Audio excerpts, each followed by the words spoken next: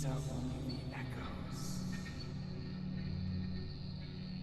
of past wails and screams.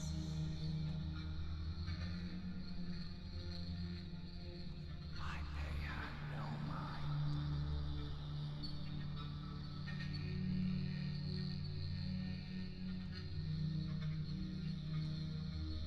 If the air itself could combust, flames raining down, consuming it all.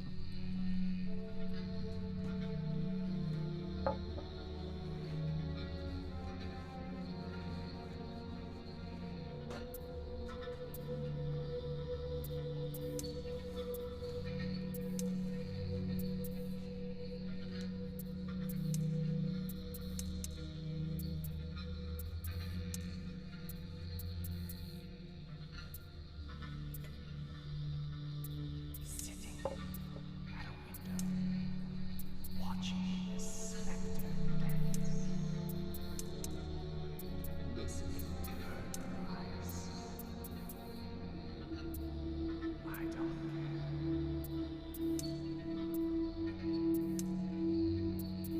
The dead dance among the dead. And echo across the face of the earth.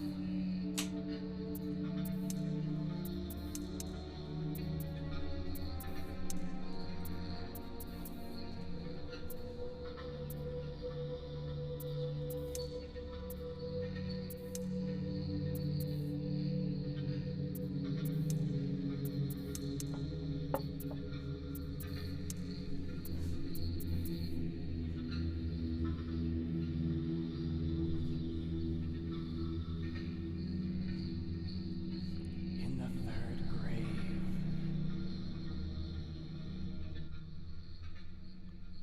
dirt has settled, packed in upon itself, and covered in rings. She smolders beneath. All right, so we are live. Hello, everyone. Good morning from Colorado.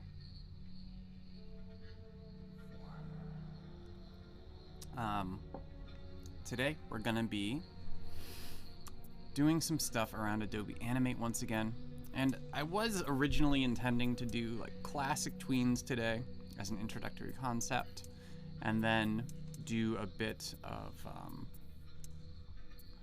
motion tweens next week. But next week is Thanksgiving break in the United States, or Thanksgiving.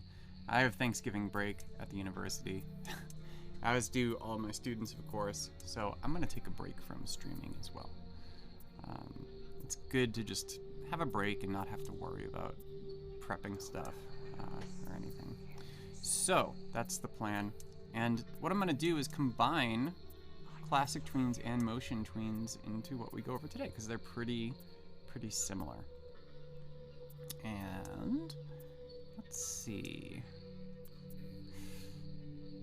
So anybody who's watching this live, feel free to say hello in the chat. Let me know what's up, what you're working on, whatever. And let's get into it. So here I have Animate 2022 opened up. And I've got a new document here.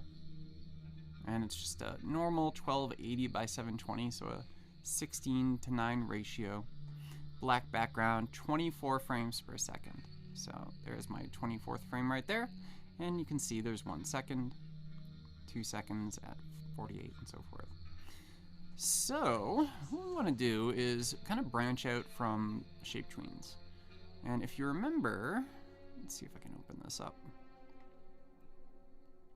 Yeah, so last week, we worked on shape tweens. And what we created was this little drip drop and then a little splash afterwards, which is pretty neat. Shape tweens are good at, you know, morphing and things like that. So you can see here, classic tweens and motion tweens are better for other things. So you can certainly use a shape or a set of shapes for stuff like this, but the thing about both classic tweens and shape tweens is that you cannot use simple shapes. You cannot use bitmap images. You cannot use basically any kind of rudimentary object inside of Animate. What you have to do is wrap the shape, the bitmap, whatever, inside of a container called a symbol. And then you're able to tween that instance of the symbol using either a classic or motion tween. So let's have a look here. I've got my library, and I grabbed this little kitty cat from Adobe stock. So there's my kitty cat. We're gonna make the kitty cat move around to demonstrate classic and motion tweens. So you can see right now, if I pull this out, right, it's got this white background to it. I don't want that.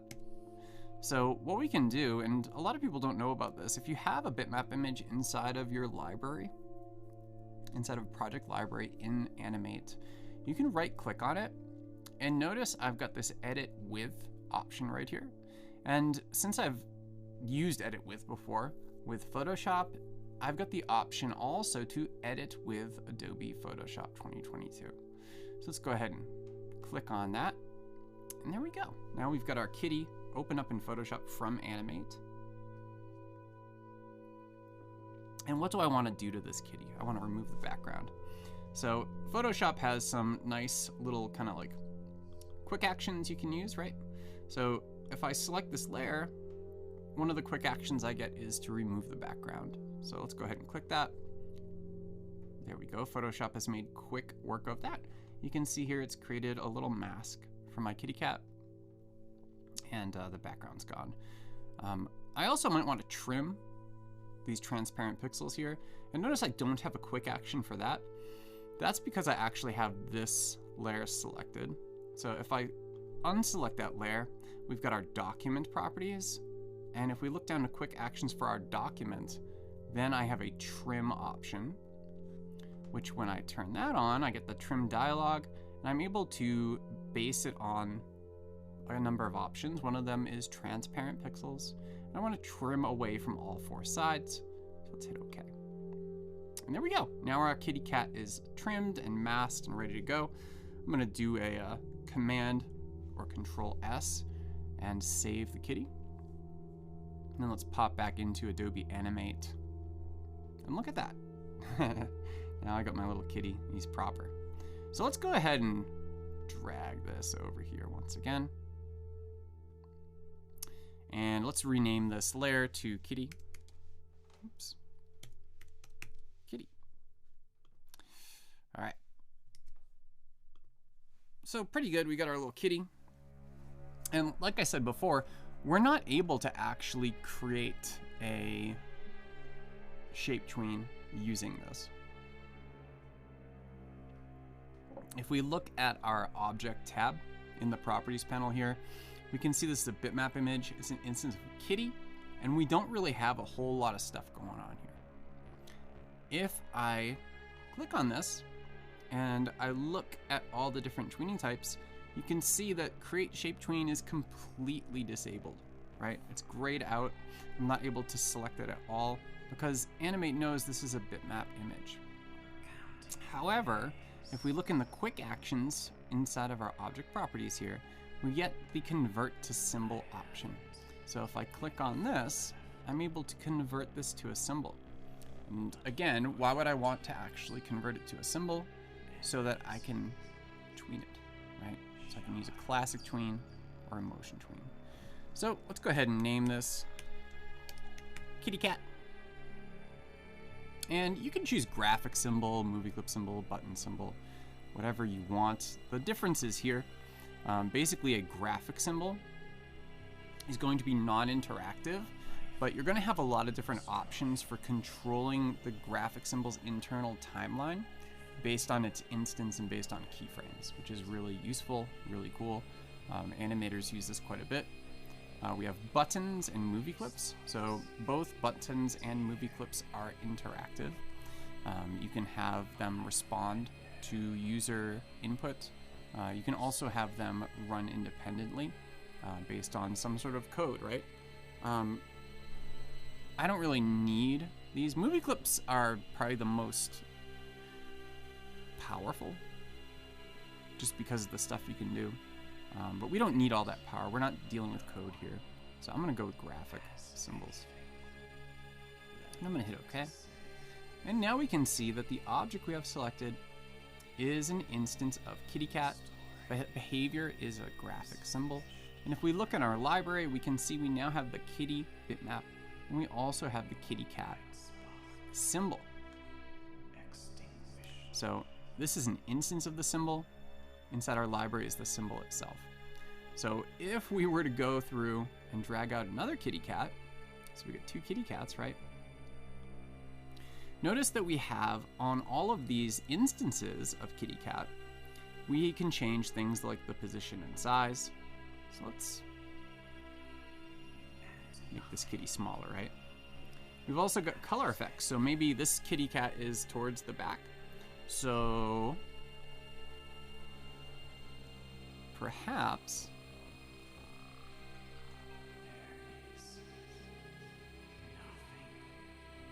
I don't know why someone's calling me. Don't they know I'm streaming? So we got two kitty cats. The one here, maybe it's farther away, so it should be a little darker. Because I'm using a symbol, I can add color effects to this. So choosing something like brightness, take that brightness down a little bit so the kitty cat looks farther away. In addition, because this is a graphic symbol instance, I've got all these different looping options here that, you know, we're not really going to deal with today, but sometime I'll get into this. So notice this is a different size, and they both have different things attributed to them. Like color effects are none on this one. Color effects have a brightness effect on this one here.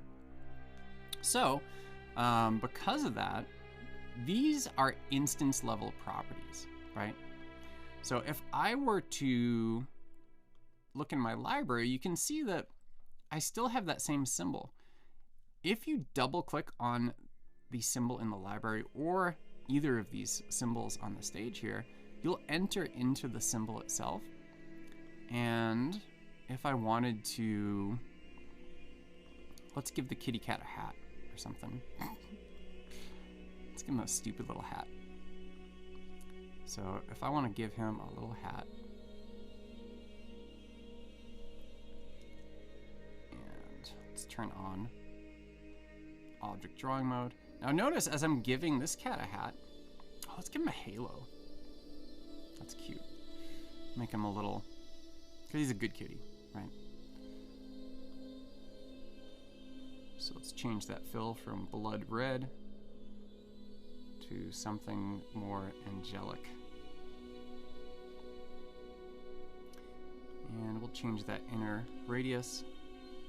So you can see here, changing that inner radius gives us a nice little halo there. Oh, what a good kitty. Right on. All right. So you can see, because I'm editing the symbol itself, that is a symbol level act. So it cascades across every instance of the symbol.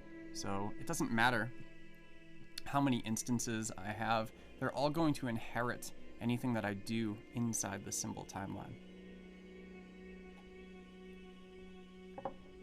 All right. So now that I've actually got these guys here, what are we gonna do to actually tween them?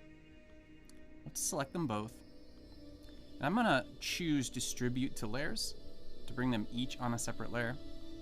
We got Kitty Cat and Kitty Cat 2, all right?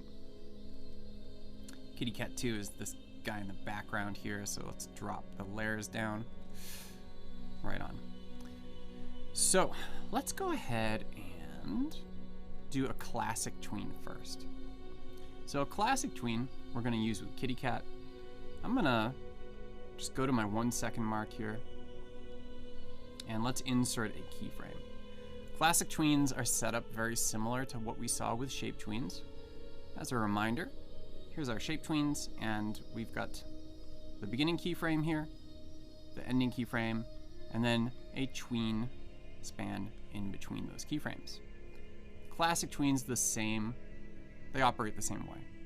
So if I go to my 1 second mark and I insert a keyframe, there we go. Now because I don't have a frame span of Kitty Cat 2, you can see Kitty Cat 2 only exists on that one frame.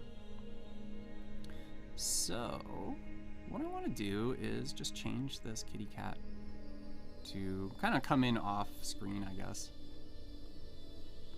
So I'm gonna move Kitty Cat over to my pasteboard here. And basically we've got a little frame by frame animation right now. And to make that, you know, tweenable, all we do is select some of the frames in between. And as I said, we want to create a classic tween. Now notice, because we have a symbol instance, we have two options here: motion tween or classic tween. I'm going to create classic tween, and then we get the tween between the properties here. And right now, let's see exactly how this looks. I'm going to fit in the window again. Let's turn on our looping. Let's put this back.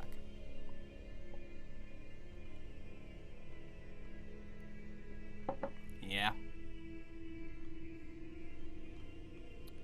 I'm gonna turn off the visibility for that other kitty cat so we can focus on this one.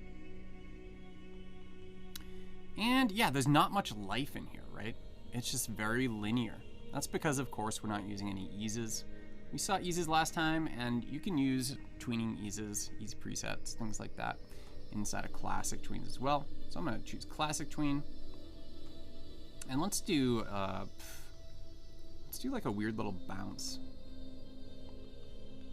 Let's see how that looks. I don't know about that one. Let's try something else. Let's do a bounce, ease out. Yeah, that's better. So our kitty cat comes kind of like bouncing in.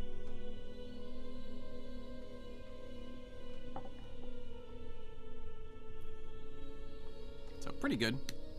But what if I want him to come in as an arc, right? I want him to kind of like come in and pounce, right? So for that, I need what's called a motion guide. And to create a motion guide, what you need to do is right click on the classic tween layer and say add classic motion guide. What that does, it inserts a motion guide layer right above the kitty cat layer and nests the kitty cat layer within.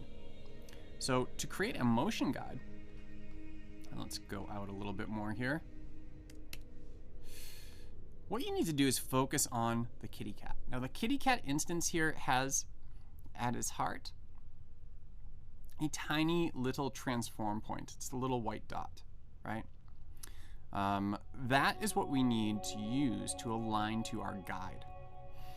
To actually make the guide, I'm gonna choose my line tool here. Oh, that's black. I don't want that. I can't see that. Let's change that to a nice bright green color. Let's make it nice and fat too so I can see it good. All right, we're gonna just kind of drag out this object here.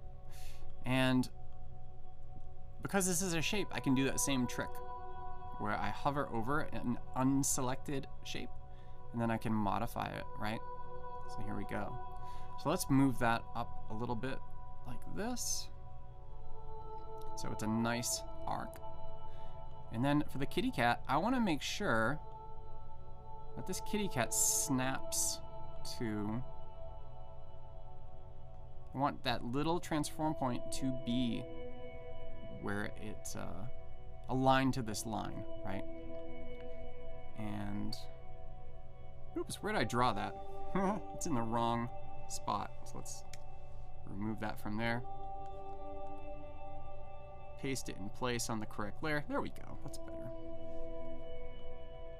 All right, that guy's all set. But this one,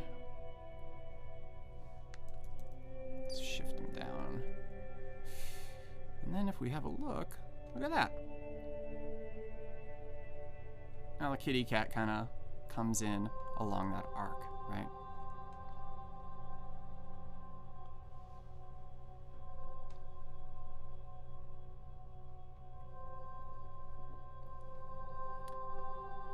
So welcome to anybody who's just showing up. We're looking at classic tweens and motion tweens today. And of course, symbol instances that go along with that, right? So, what? No. All right, so that is pretty good. It's a good example of how this works. And if we look here, for our tween, we actually have a choice between tweening all of the properties together or tweening them separately. So if I choose separately, I can actually choose different easing presets for position, rotation, scale, color, filters, all that stuff. So pretty cool. We've got additional options here too, to orient to path, which is kind of fun. You see, as I do that, the kitty kind of shifts a little bit.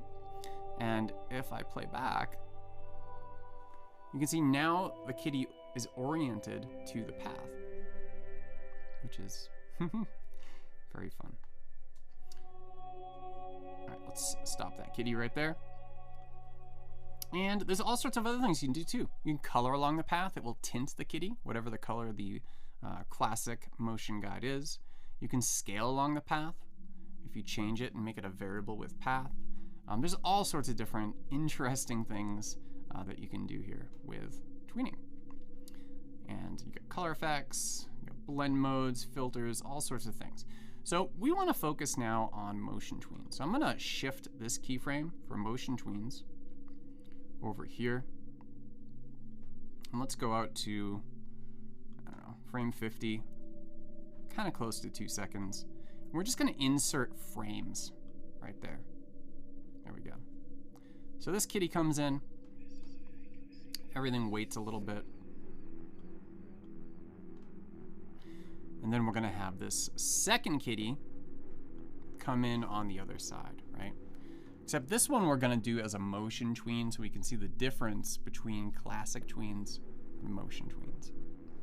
So let's go into my transform panel because I want to flip that kitty the other way. Good kitty. And let's pull him up a little bit. And let's take that brightness up a little bit more. We don't want him too dark, right? And where do I want him to stop? Probably like right there. This is great. Silly kitties. All right, so you know what might be fun too? I want to make these halos glow.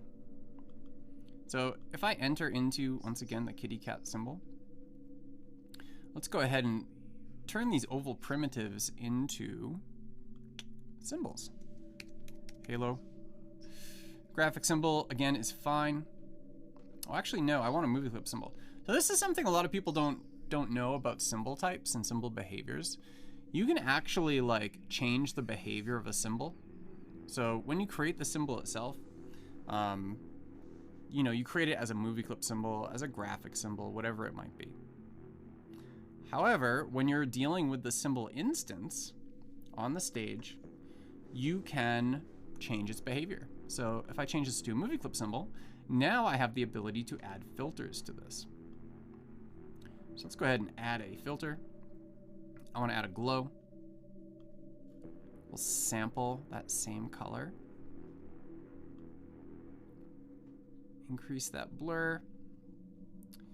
And we want this high quality. To pull up the strength as well.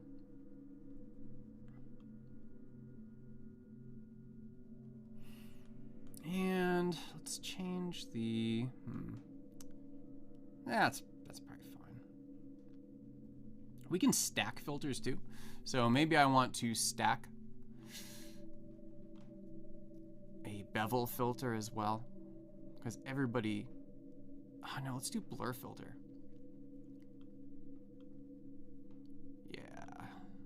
Yeah, there we go. Pretty good. And these filters, of course, the stacking order is going to change sort of how they're applied. It doesn't seem to have a big difference right here with these two filters, but it can have a big difference depending upon what kind of filters you're using and the settings for those filters. That's pretty cool though. Now we got our little kitty glowing.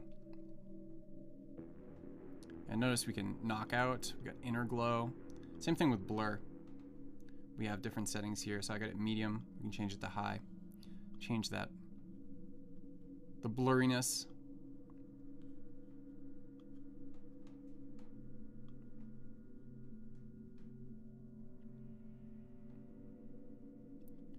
Yeah, 13's pretty good. Okay, so now we got that guy blurred out pretty nice.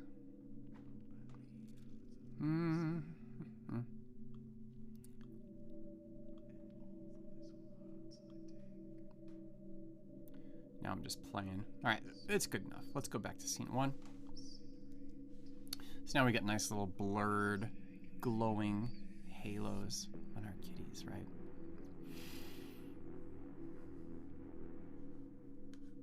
All right. So let's have a look again, refresh ourselves. We got the kitty bounces in on an arc using a classic motion guide because that kitty's using a classic tween. Then the other kitty pops in, but we want to let's add some more frames in there. What we want to do is we want to have this kitty be animated with a motion tween. And to use a motion tween, you have to convert the layer into a motion layer. So this is different from what we did with the classic tween, right? With the classic tween, it behaves like a shape tween, where we go ahead and I'm just shifting this over a little bit so it pops in. Yeah. So what we do is we've got 2 keyframes set up right away, and then we create a tween in between, right? Let's lock both of these layers. So for a motion tween, you actually do not have to create additional manual keyframes. What happens is you just select anywhere. Notice I do not have a secondary keyframe here. And if I choose to create a motion tween, now the layer looks different. It gets a little motion layer icon. And also, instead of having this little arrow from one keyframe to the next, it just shows up as this sort of orange-yellow background, right, for the frame span. So what that lets us do is we can actually move this kitty off to the side. Let's have this kitty come in from like up there. And then let's go to like frame 50 and shift that kitty down. All right, so a couple of things happened when I moved that kitty at frame 50. One thing that happened is a little diamond shows up in my motion tween. That little diamond, for those who are used to keyframes inside of Premiere Pro and After Effects, that little diamond should look familiar. So this is sort of an automated keyframe that gets placed in there with a motion tween. Motion tweens work more similar to how tweening works in After Effects than they do with the classic tween or the shape tween. So if you're coming to animate from an After Effects or Premiere Pro background, that might be something that you want to look at. All right, so let's see here. We also have an automated motion guide. So this motion guide right here, notice I didn't have to create a motion guide manually like I did with the classic tween. A motion guide is always created with a motion tween if you have a change in properties. And those properties being, of course, the X and Y position. So because I've changed the X and Y position properties, I get this automated little motion guide. And I can do the same sort of thing. I can move this around. And each of these little dots along the motion guide represents a frame. Let's pull this back so we can focus on this guy here. Hello, Reverb Mike. Welcome to the stream. Glad to see you here again. There we go. And you can see the manipulation of this, let's stop it. The manipulation of this here actually does influence the spacing. So even though, you know, we haven't placed an easing preset on here like we did with this one, still the spacing is different. It's not a linear motion anymore. So let's see, sort of comes in, floats there, which I suppose, I mean, if he's got a halo, he's a bit ghostly, right? Yeah, exactly. When the dots are closer together, it means those frames are going to go by faster, right? When they're farther apart, it's going to be a slower motion.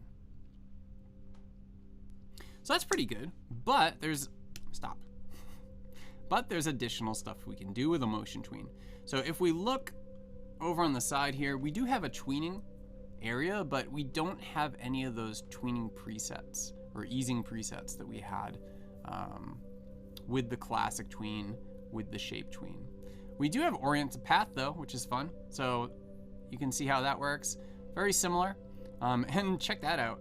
It's actually placed a whole bunch of keyframes in there in order to rotate. That's awesome. Undesired effect right there. We also have rotation controls. And this is all we got for easing though, right? This little weird little thing. So this influences how far apart these dots are spaced. So if I do something like that, put the ease out a bit more, you can see how it influences everything, right? So what I want to do though, I'm going to set this back to 0 because there are actually tweening presets that you can use inside of a motion tween. Those are located in something that's a bit secret, unfortunately, and it's activated. It's called a motion editor. It's activated by double clicking on a motion tween, or sometimes double clicking is a little weird. You can actually right click and you can choose to refine your motion tween. So either way, if I double click on the motion tween or I choose refine motion tween, what happens is we get a little motion graph editor, right? Official name is the motion editor. And we can see how that kind of functions there. So we have our location, because that's the only properties that we have differing between these two keyframes, right? So we X and we got Y. And you can tell which one is actually selected by its transparency. So this is representative of Y. This is representative right here of X. And what we can do is actually add anchor points to these things. So like for my Y, if I want to add an anchor point somewhere around here, there we go, boop, boop. Got an anchor point, and then we can modify that anchor point. We can change its Bezier properties, play it back, see how that looks. So you can see that gets pretty weird. But it's okay. We're going for weird here.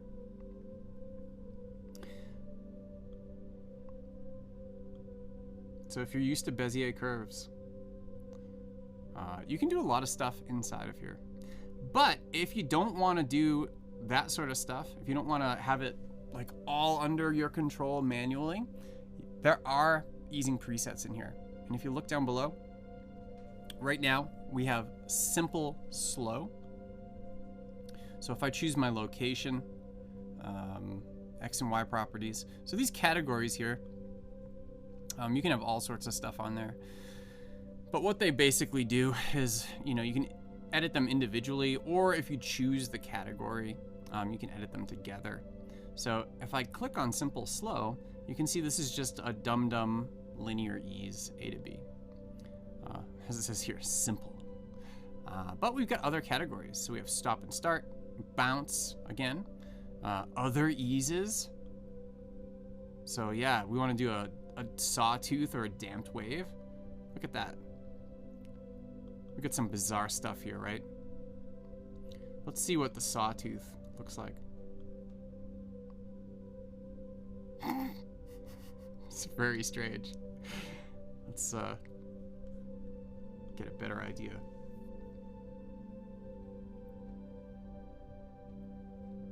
So you can see, because it's here.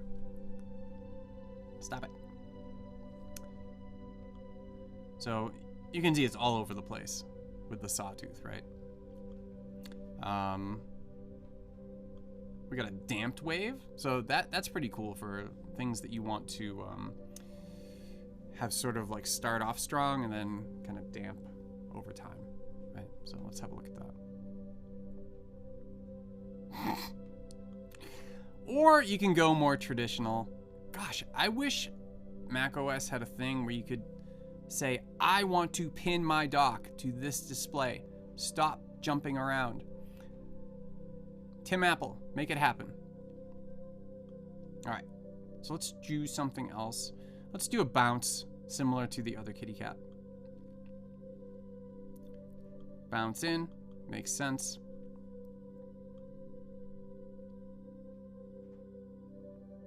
That looks like garbage.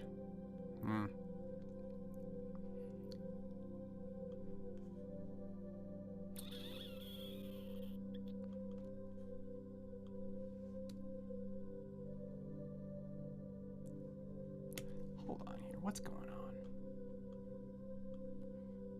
Yeah. So the you can see this graph here. It looks like a complete chaos right now. And the reason for that is because you have kind of two things going on here. You have the actual curve for the motion, right? And then you have this dotted line that occurs with these presets. This is what's known as the resultant curve. And they can be in conflict sometimes. They get a little strange. I'm gonna double click on this to collapse that motion editor. And Reverb Mike says we need a devil cat as well. So let's go ahead and do that. Let's turn this instance into a naughty cat. Change the tint.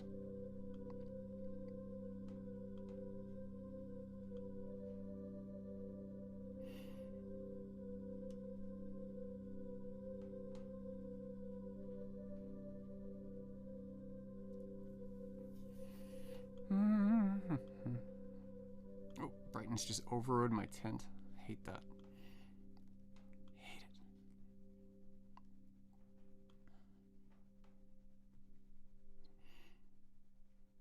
Yeah, that's fine.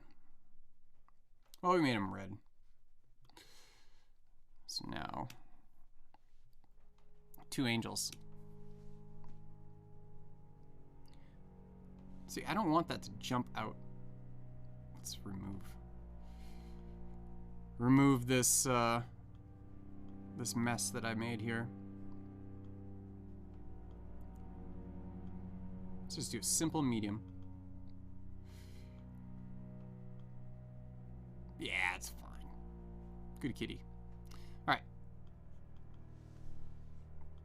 So now if we play this back, and let's actually do a test movie.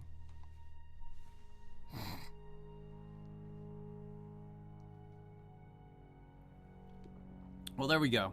We've got our little good angel and bad angel. Kitty cat. And of course the first one here in review. Let's, come on, fit in window. There we go. So this first one is using, of course, a classic tween with a classic motion guide. And this one is using a motion tween with a built-in motion guide right there, right? Here they come in. Bouncy, bouncy. So you can see, actually, I mean, the good angel kitty, you know, comes in more abruptly, whereas the demonic angel kitty sort of comes in much nicer, much softer. So yeah. Hey, Annika, how are you today? Thanks for joining me.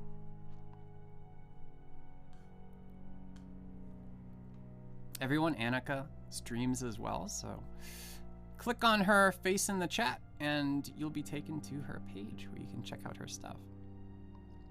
So hello, Richard. How are you?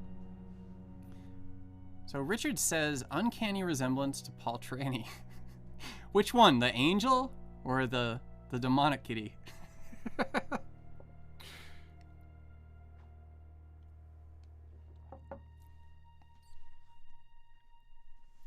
You know what? Me? You know, Paul actually lives in the same area as me in Colorado.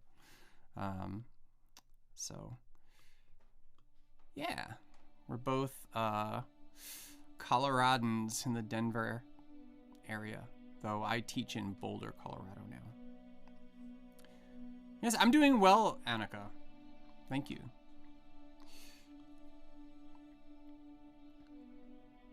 Yeah, actually, I mean, I'm doing really well. So today is my last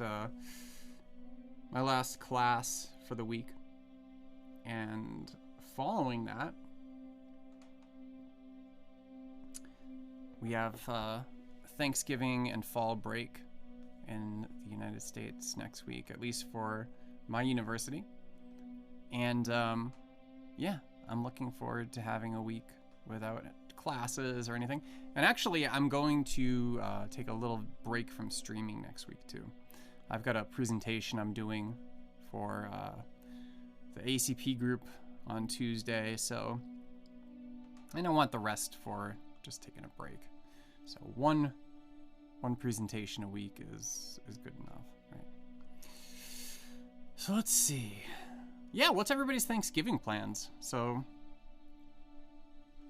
we cook a lot of stuff for Thanksgiving, but we're vegetarian at my house, so we don't cook a turkey or anything. But we do like a corn roast. We do potatoes. We do a tofurkey. It's like the one time a year we actually do a tofurkey. And I've actually got a really good method for cooking tofurkey. It involves things like maple syrup and cloves. So I put cloves all over it. It looks like a pinhead. And make a nice marinade. Marinate that thing for like 24, 48 hours. Then roast it. Comes out really nice. Then when you carve it, you slice it really, really thin. Yeah, so that's my plans for Thanksgiving. And some nice Malbec. Yeah, so these kitties are good, you know? They are good to go. So what else do I want to do? I think that's it. Well, we could put a little background in here. I guess they look a little silly just in darkness. So let's add a background in here. I'm gonna go to Adobe Stock.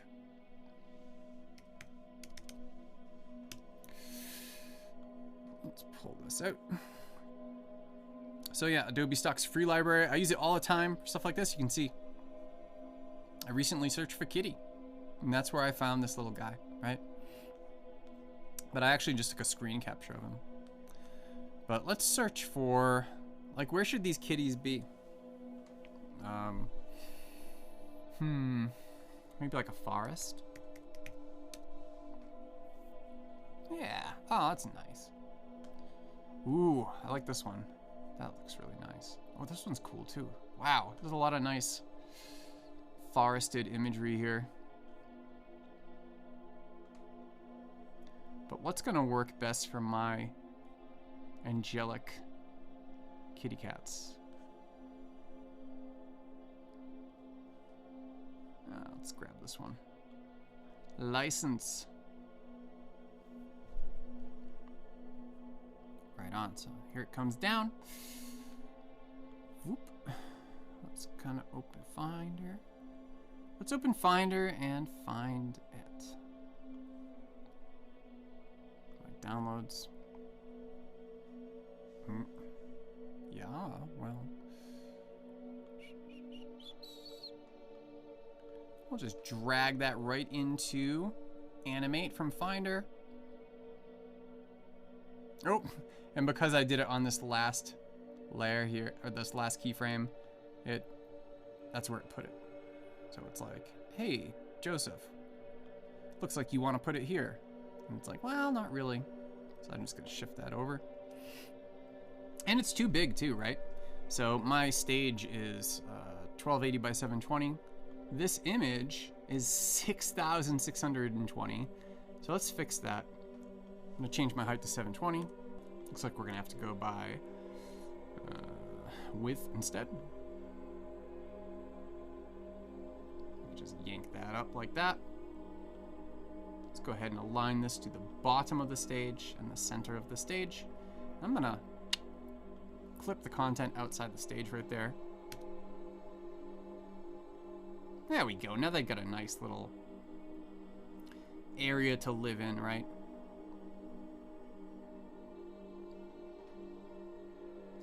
Yeah, this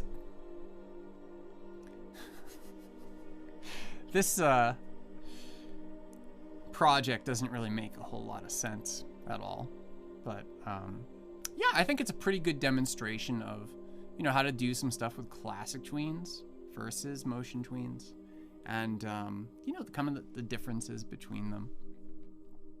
So here's one last thing. Now I've got a bitmap instance right here, right? So usually with a bitmap instance, if we click on it, we can see we don't get any sort of color effects or anything like that. But we can still use effects on this. What we have to do is add the effects to the layer itself. This uses something called advanced layers. And by default, any new project inside of Animate you create is going to be using advanced layers mode. So if I click on layer 5, we can see here that we get a bunch of new stuff. So one of those things is color effects. We got blend modes, we got filters. So let's go ahead and darken this forest up a bit. Choose my brightness once again. There we go. Darken that up. And blend mode's not really gonna do much of anything, but if we want it to be fun, I mean, let's go ahead and blend mode our kitty cat right here. Kitty cat 2. Ah, it's not gonna let us. But we can. Oh no, we can't do that either. Yeah, because we're putting this stuff on the kitty cat itself, so yeah. But yeah, this is a way around. Let's rename this to forest. Let's be proper about this. Don't be lazy. Name your layers.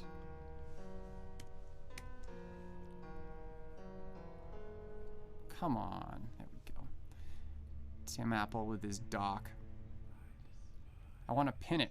Hey, if anybody knows, is there like a utility I can download for macOS to pin my dock to a certain display? Because seriously, that's my #1 like PIA with macOS right now, especially when I'm doing like streams and courses and stuff like this. It's the dock just like jumping to my other screen. It drives me a little nuts. Let me know in the chat if you know of anything like that. So the last thing I'll leave you with here is notice that the layer effects actually display as a white keyframe right here, whereas anything else, any other keyframe shows up as a black keyframe. So if you have layer effects on, that's how you can tell that layer effects are on any specific layer, is through the use of display of a white keyframe. Right on. Well, I think that's a good point to end this particular stream. Thanks everybody for joining. So Reverb Mike, Annika, Richard, thank you. I hope those of you living in the United States have a nice Thanksgiving next week, and those of you who have a nice break next week, please go ahead and enjoy yourselves. Oh, Reverb Mike, I will check that out. Let's see. How to lock the dock size, position, and contents. Goodness, that's exactly what I want. All right, I'll check that out offline. I will say my goodbyes. So thank you again, everyone. And again, I am taking a break next week, so have a nice one. See you all later.